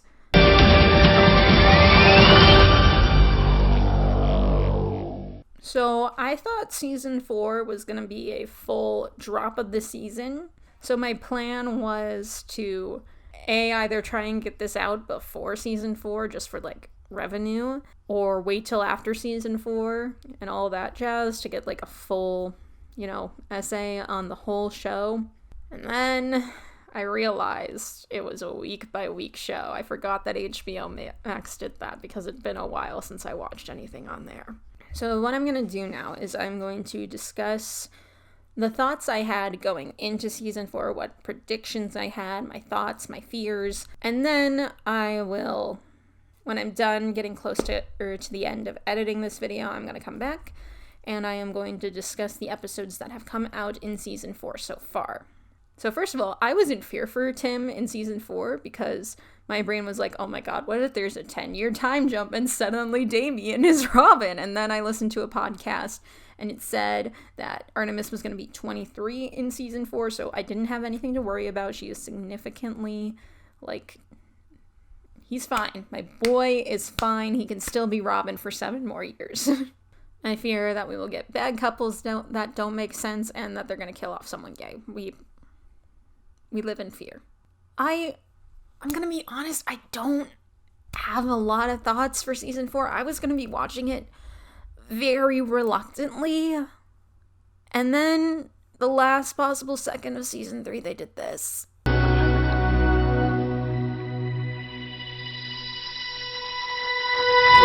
Legion of Superheroes. The Legion of Superheroes! Like shipping Dick and Barbara, I have loved the Legion of Superheroes since I was 6 years old, and I am very critical and protective of many of their portrayals.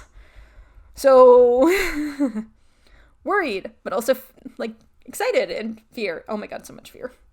So, my one hope is that they do better than Supergirl, and my fear is that they're gonna do worse than Supergirl. The bar is on the ground. I guess I would like some Young Justice Core 4 hints. Core 5, actually, because Sissy is in the show. So, I would like some of that. Please. Please, please, please. It would make me so happy. I know it's not the same thing as them all being together in the comics. I would like for them to go on a mission or something. Just, even if it's them just interacting for one scene, I would just really love it. It's not the same, but I'm still gonna cry.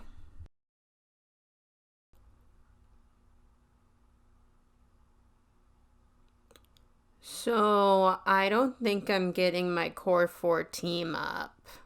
Okay, before I start talking about, the actual season, I would say that the biggest net positive that the show has done is split up the show into smaller arcs. I think it's going to be really good for it in the long run. Also glad that it was not a big time jump, because, if it was anything more than, a year, I was going to be really pissed. But no, it's only been a year, so we're good on that one. Everyone is still relatively in the same spot that they were left in. Only minor changes happened. Alright, now let's talk about the overall arcs. Magon and Connor's arc is only 4 episodes, but it feels longer, especially if you're not invested in their relationship, which, I'm not. So the arc was really draggy in some places. There was a lot of stuff this arc that I did like the concept of, at least. The execution was a little hit or miss. I like the concept of Beast Boy dealing with PTSD, although I think other characters should probably be dealing with the Brion stuff. I'm actually here for Jean not being the last Martian, and that Mars still has a full society, and we're exploring the different races, and the white Martians aren't just the overall evil race that is very popular in media and is still in D&D for some reason. Guys, we're on 5th edition, get rid of it. I'm not sure if this is the show that should tackle fantasy racism. Superhero media always gets it very wonky and awkward, and if you've seen Supergirl, you know what I'm talking about, specifically Supergirl season 4. Like, that was a mess. But this show should probably not be the one to talk about it, especially because they barely acknowledge that human racism is a thing. Like, Connor has one line about it, but other than that, there's nothing. If you're gonna have fantasy racism, you need to acknowledge that humans suck too. That's my opinion, at least. Even if you're living in a utopian society, you need to acknowledge, hey, humans also sucked at some point. But Young Justice is not a utopian society. It's normal society with some better technology. The overall plot where they had to, like, solve the king's murder, it existed. It wasn't awful. Like, I've seen worse from the show. Actually, I think this is the most boring plot point because it had, like, real no overall effect. It's not going to really affect anything going forward, and I can tell. They basically used the plot to solve Martian racism. And before anyone says, no, they didn't solve Martian racism, they're not going to acknowledge anything from this arc after this. We all know it. Like, this was a plot point, and then they're moving on. It's going to have no effect on the characters going forward. I can tell. Alright, now let's talk about how Connor died in this show. But first, I'm going to talk about how he died in Infinite Crisis. So I'm reading the 2003 run of the Teen Titans comic, and I'm using, like, the DC Wiki to help me keep track of, like, the editions, and specifically the collected ones, just so I can, like, keep track of my reading. And so I finished issue 28. So I click on the next collected edition, and it's Teen Titans Life and Death. Instantly, I know I am not ready for this. I knew that Connor died in Infinite Crisis, and that he also, like, comes back later, obviously, but I still wasn't ready. Not ready at all to watch this boy die. I'm emotionally attached at this point, sir. But I make myself read it, and we get to where Connor is fighting Superboy Prime, and I'm on, like, the verge of tears as, like, Cassie runs over and is, like, over his dead body, and then, like, Tim runs over and he's like crying, and he just falls to Connor's body, and I'm just like, oh fuck, I'm a hot mess. I'm crying now too. It was just so, it hit hard. No, it is not emotionally undone just by bringing Connor back. If they hadn't brought Connor back, I would be even more upset, like I am with Ted Kord at all points. And I read this after this arc in Young Justice, so comparing my reaction to watching Connor die in the show to how I reacted to Connor dying in the comics, it's just nothing. In the comics, I was completely heartbroken, and in the TV show, all I felt was a shock, and after that, I was fine. And I think the reason for that is that they never gave Connor enough to do in this show outside of being M'Gon's love interest.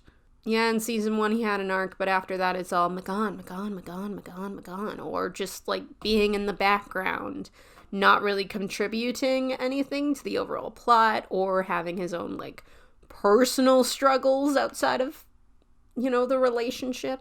And it's not like this show is incapable of making me cry, especially with death. I mean, Wally, like, I was a sobbing hot mess after that. I had to pause the episode where he died and go, nope, not ready, because I knew what was happening.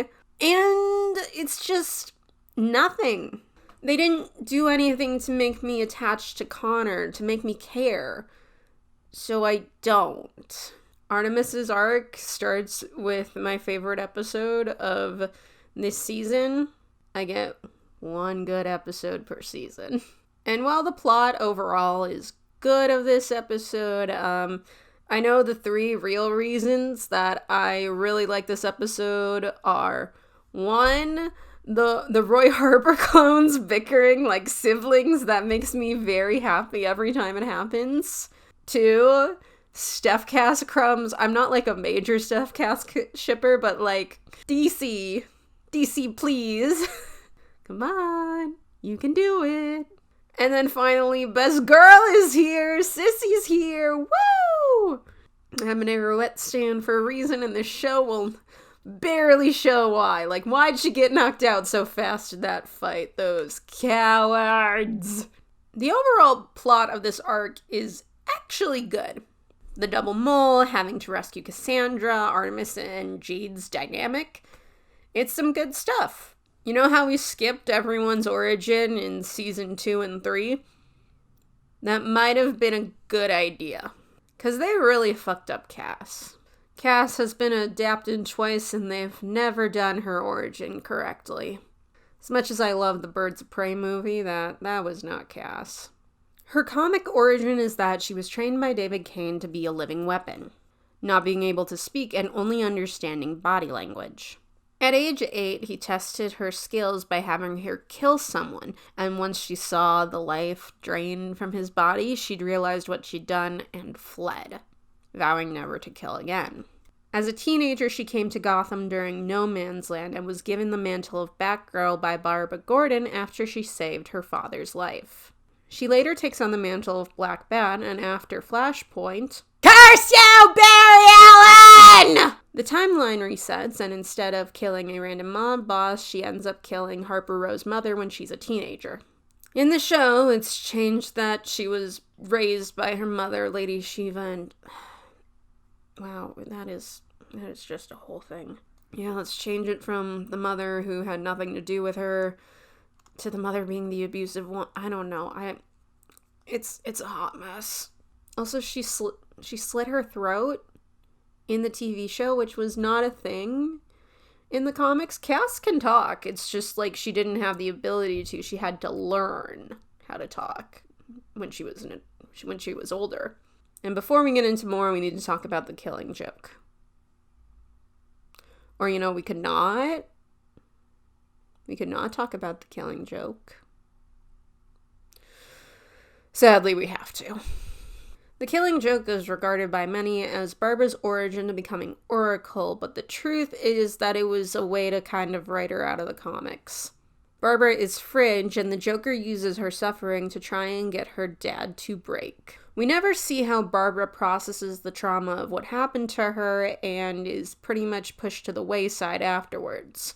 She was paralyzed, stripped naked, had photos taken of her, had said photos plastered up on screens all around in a circle as her father was being dragged through just as a way to torture him.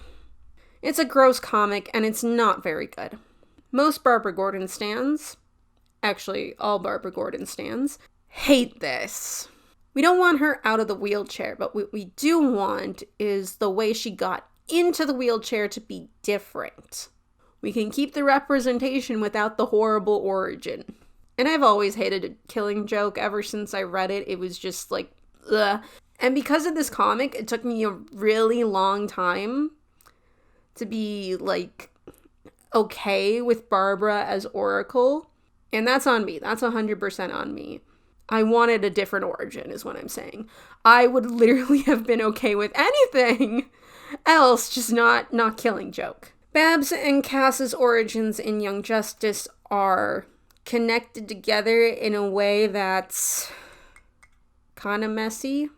So the League of Shadows receive a message from the Joker where he threatens to blow up the UN. The Bats secretly disable the bombs while Cass is sent on a mission to kill the Joker. Joker tries to get away and Cass tries to kill him.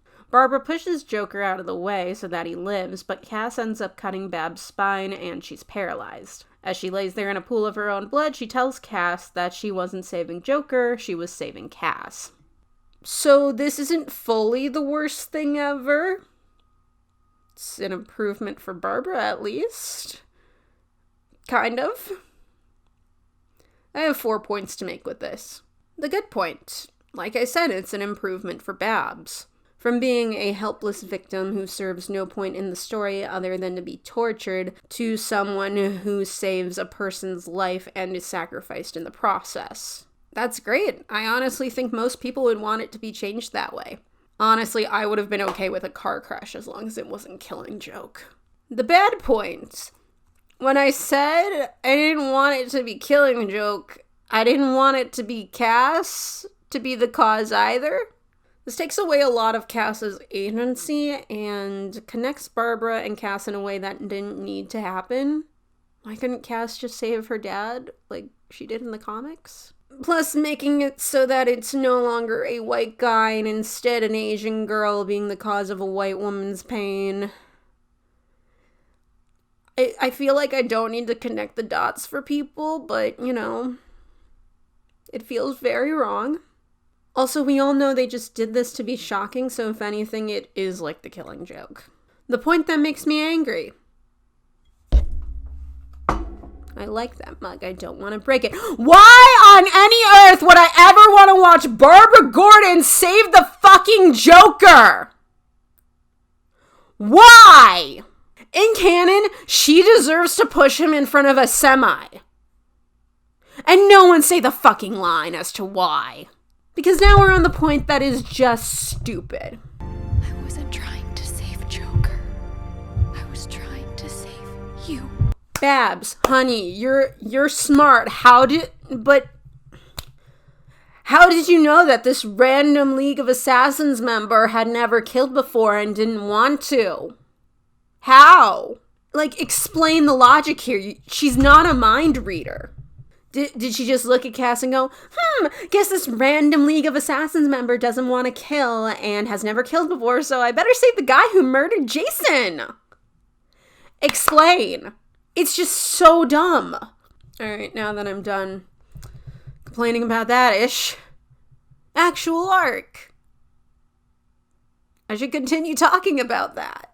Said arc ends in a way that makes me really uncomfortable. So Cassandra Savage is the mole, and Onyx and Jade and Cass and Artemis, they escape. Yeah, they all go to Infinity Island, where Roz is like, yeah, I basically gaslit you all to being League of Shadows member, but hey, I can ungaslight you.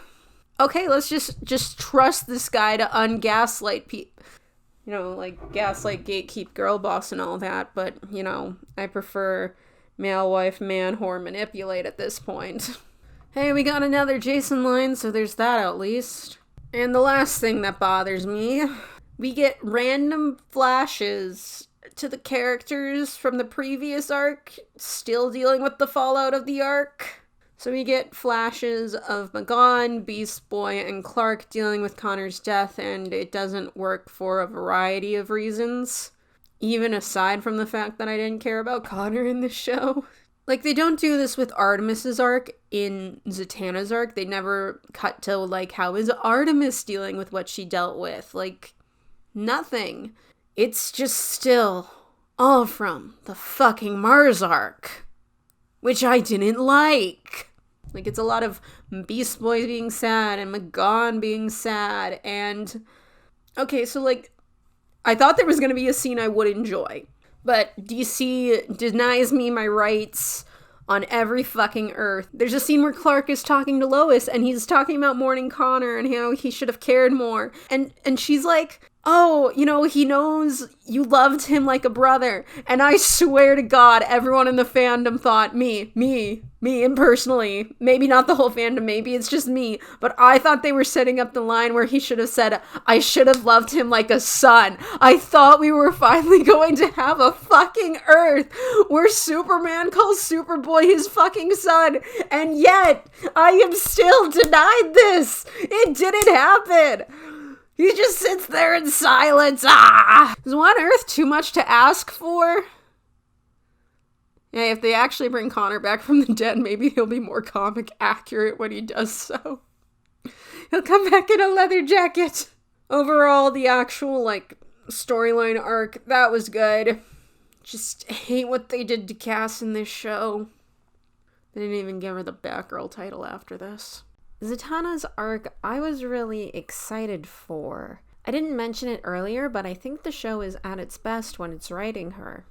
A lot of the stuff with her has been really great, and I continuously cry over the relationship between her and her father.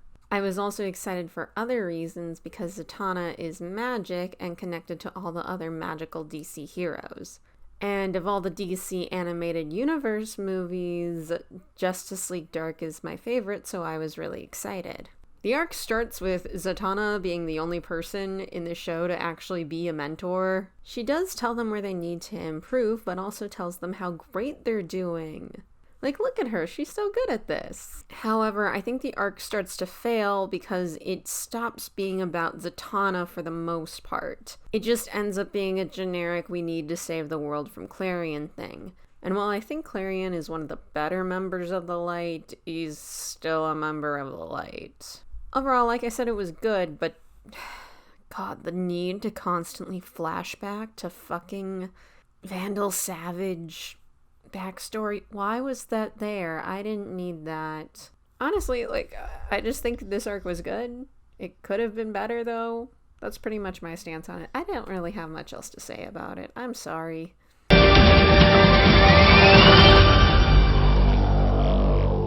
So, there's two questions I'm going to assume people are going to have while watching this video. Why are you so mad it's not accurate to the comics?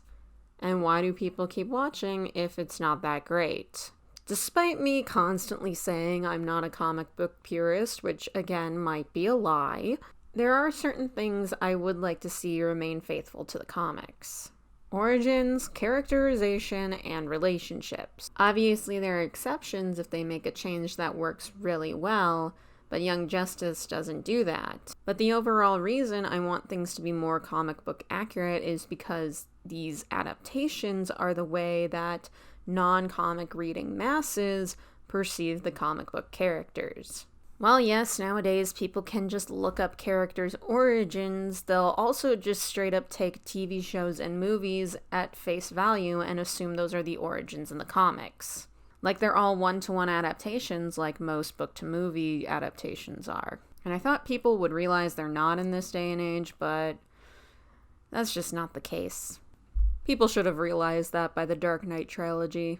We all know Robin's real name isn't Robin, it's fucking Dick Grayson. Like, why did no one pick up on that afterwards? Like, no. They're not one-to-one adaptations. Then there's the MCU, which varies from fan to fan on how much you like it.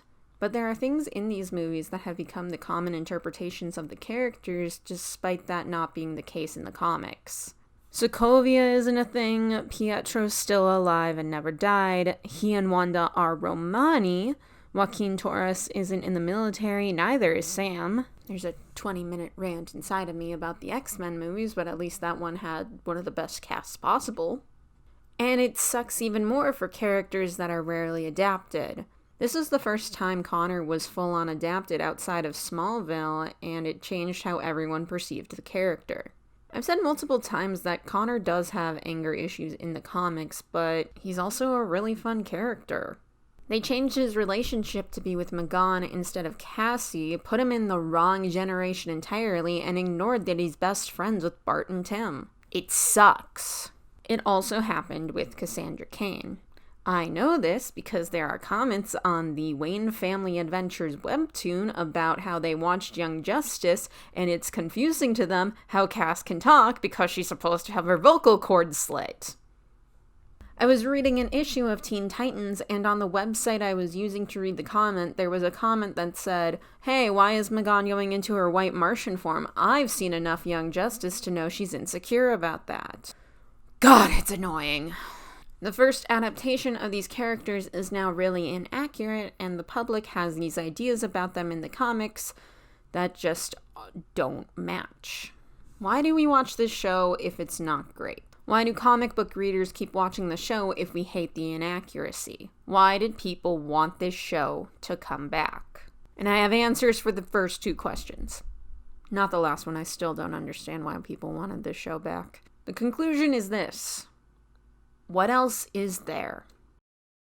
From 1992 till 2006, there was a steady stream of really good DC television shows, most of which were set in the same DC universe, with the exception of Teen Titans.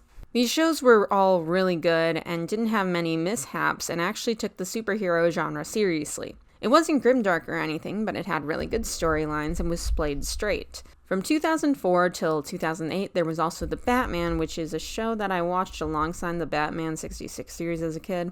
Let me tell you, total whiplash on my entire perception of Batman. 2008 to 2011 had Batman the Brave and the Bold, which, while not serious, very much had fun with the fact that it was a superhero show based on the Silver Age with crazy concepts. Green Lantern then aired from 2012 to 2013, and from 2013 to 2014 we had Beware the Batman, and that was the last time DC played any of its cartoons straight, because in 2013 we got...